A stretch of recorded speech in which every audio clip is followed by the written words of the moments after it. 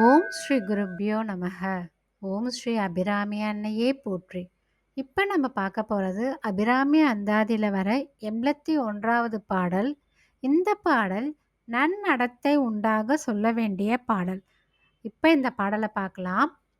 அணங்கே அணங்குகள் நின் பரிவாரங்கள் ஆகையினால் வணங்கேன் ஒருவரை வாழ்த்துகிலேன் நெஞ்சில் வஞ்சகரோடு இணங்கேன் எனதுனதென்றிருப்பார் சிலர் யாவரோடும் பிணங்கேன் அறிவொன்றிலேன் என்கண் நீ வைத்த பேரழியே. இந்த உலகில் உள்ள அனைத்து சக்திகளும் அன்னையை பணிந்து நிற்கின்றன. அன்னையின் பரிவாரங்களாக இருக்கின்றன. ஆகையினால் தனித்தனியே வேறு வேறு சக்திகளையும் தெய்வங்களையும் தொழுவதிலோ பணிந்து நிற்பதிலோ பொருள் ஒன்றும் இல்லை என்றார் அபிராமி பட்டர். ஆகையினால் உன்னைத் தவிர வேறு யாரையும் நான் பணிந்து நிற்க மாட்டேன். உன்னைத் தவிர வேறு எந்த தெய்வத்தையும் நான் தொழுது நிற்க மாட்டேன். மனதில் வஞ்சம் உடையவரோடு நான் சேர்ந்திருக்க மாட்டேன்றாங்க.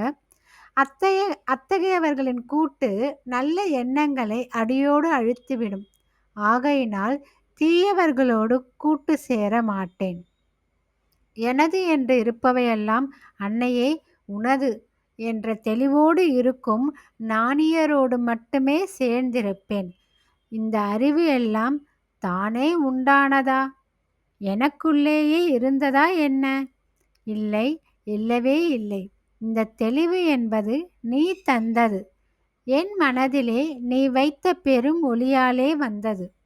உன்னை வணங்கும் அறிவும் உன்னை வாழ்த்தி நிற்கும் திறமும் நீயாக பார்த்து எனக்கு கொடுத்தவை தானே என்று பாடுகிறார் பட்டர். இந்த பாடலிலே எம்பெருமாட்டியே அனைத்து தெய்வங்களுக்கும் தலைவியாய் விளங்குகிறாள் என்று சொல்லப்படுவதே பல நூல்களும் சுட்டி காட்டுகின்றன.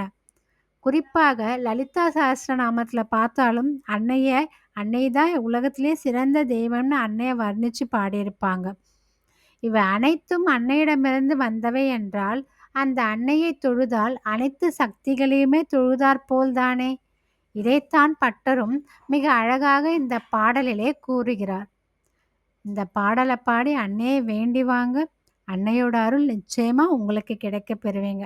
அபிராமி அந்தாதி பாடலை அனைவரும் தினமும் பாடி அபிராமி அன்னையை வழிபடுங்க.